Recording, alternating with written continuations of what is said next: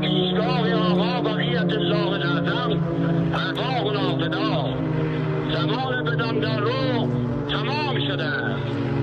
عملیات جزئی که موشک نخلدن خیبر با رمز یا فاطمه الزهرا یا فاطمه الزهرا یا فاطمه الزهرا شمارش معکوس 10 9 8 7 6 5 4 3 2 1 Ve füze fırlatılıyor.